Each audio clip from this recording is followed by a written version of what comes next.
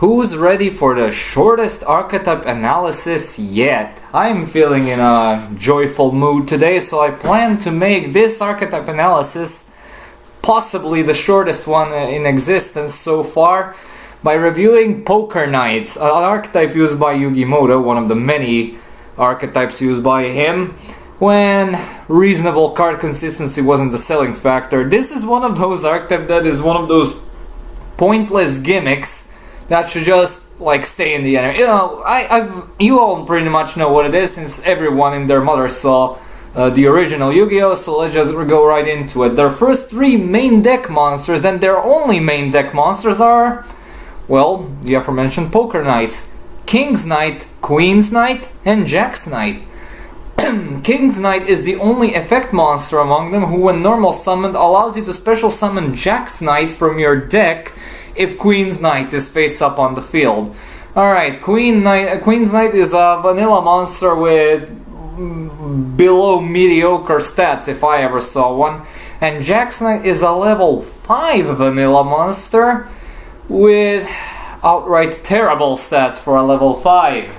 And yeah, King's special summoning condition, well, I should say Jack Knight's special summoning condition is one of the most specific and cryptic shit I've ever witnessed in a card game. And obviously it's outright terrible even for the standards of when these two cards came out. Yeah, if you play at least 2 of each, if you want the deck to function, if you're building a Poker Knight deck for whatever reason. And continuing on, they actually have a fusion monster, namely this absolute piece of support, namely Goddess Bow. And yeah, this thing must be special summoned with the Claw of Hermos. Yeah, we're going into that trip again. And using a warrior monster. If this card is special summoned, target one other face-up monster on the field, equip this card to it. While this card is equipped to a monster by this effect, negate the first effect activated by your opponent during each battle phase. Also, after that, the equipped monster can make a second attack during this battle phase.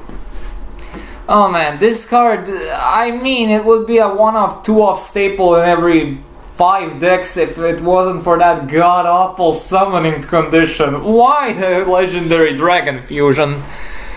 The legendary Dragon Fusions suck in every possible sense of the word. They suck big time.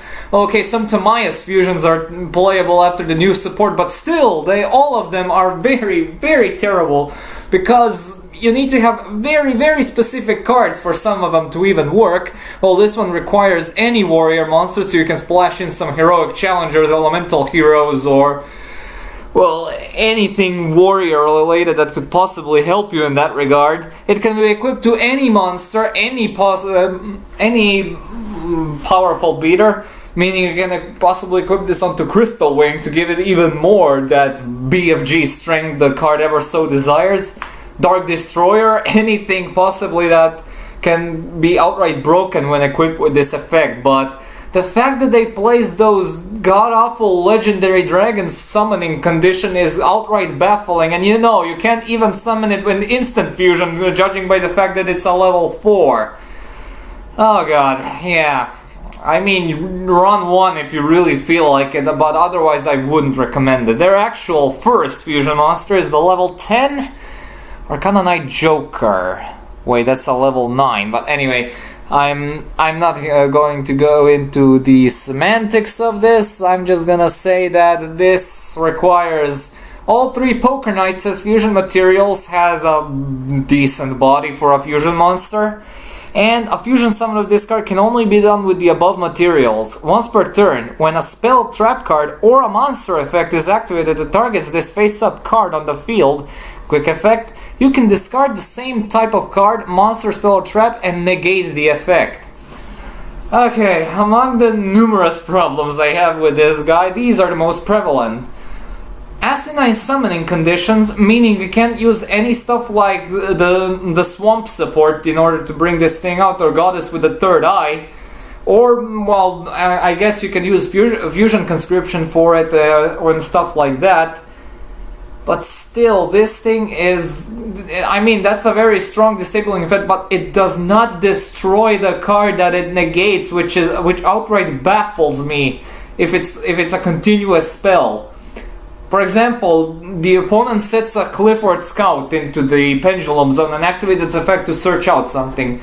You should outright destroy that son of a bitch before he even gets the chance to use it next turn. Why wait? I don't know. I'm not sure what they were thinking about this. Besides, this effect is obviously also entirely outclassed by TG Buster Blaster. No, Blade Blaster, that's what it's called. See, the card is driving me so insane how this effect would have been really, really good, but Blade Blaster outclasses it by every sense of the word.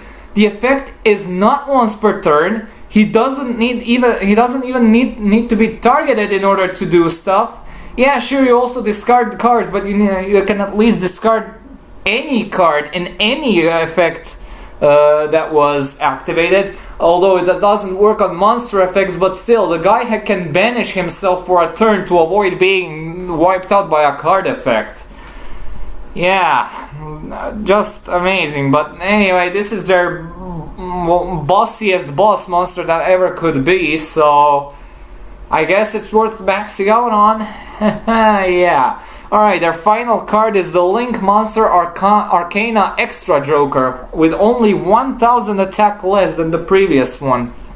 It requires any 3 warriors with different names, arrows pointing up, down left and down right, Link 3, of course. And once per turn, when a spell, trap, or monster effect is activated that targets this face-up card on the field, a monster this card points to, quick effect, you can discard the same type of card, monster, spell, or trap, negate the activation, and when this Link summoned card is destroyed by battle and sent to the graveyard, you can special summon one level 4 warrior normal monster from your deck, and if you do, add one level 4 warrior monster from your deck to your hand. Okay, I have the same exact problem as with the previous card. The negation does not destroy the card, it negates. Why? Why did they keep this obnoxious thing in still? But at least it's again once per turn, but at least it protects the monsters this thing points to, so at least I'll give him credit for having protection on multiple cards this time around, but it's still very, very susceptible to any type of removal after that. And yeah, the floating effect should special summon any level 4 or lower monster while we're at it, not just normal monsters. Why? Well, anyway, yeah, this is primarily used to bring out Queen's Knight at all times, so yeah. And yeah, if you play Poker Nights, you play at least 2 of these, and if you're for some reason playing a level 4 normal E-Hero Turbo build, you're basically playing 3 of these then. Alright, that were Poker Nights. Grades. I'm gonna make this quick. Consistency, 1 out of 3. Power, 1 out of 3. Comeback ability, 1 out of 3. Protection is there, but in a completely irrelevant place and in a completely irrelevant way, so 1 out of 3. And I would actually want to give them a 0 out of 3 in the versatility, but this is a video standard, so 1 out of 3 in versatility as well. So those were Poker Nights, a pointless gimmick that should have stayed in the anime. And that, folks, is it. Thank you so much for watching. Stay tuned for more videos like this and updates. Comment, like, and subscribe. I hope you enjoyed this very short, meme-filled video about me rambling about some very unplayable cards in this day and age. And as usual, I'll upload the next vid whenever I can. See you all, have a good day, and peace.